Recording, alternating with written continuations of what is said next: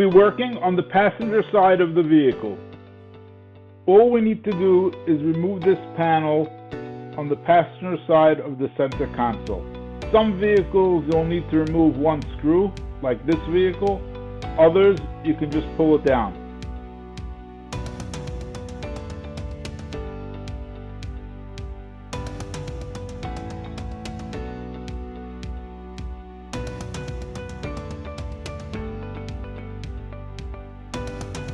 Pull it with your hands, or you can use a pry tool to disengage the clips.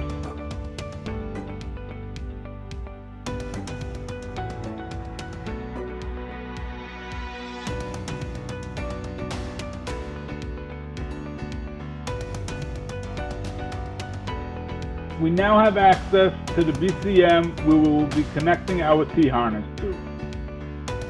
Press on the tab and disconnect the white, the blue, and the green connectors from the vehicle.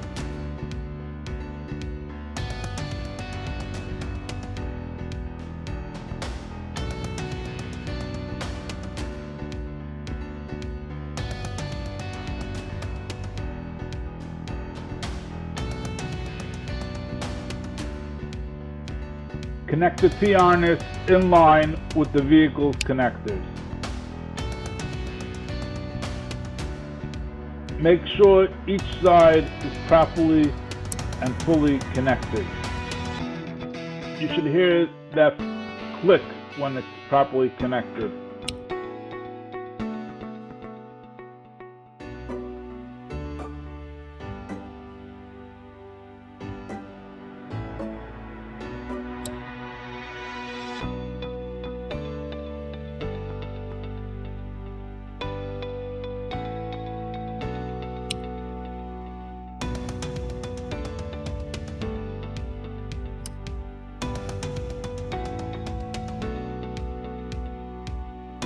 This completes the physical installation in the vehicle. Refer to the guide for the specific programming procedures.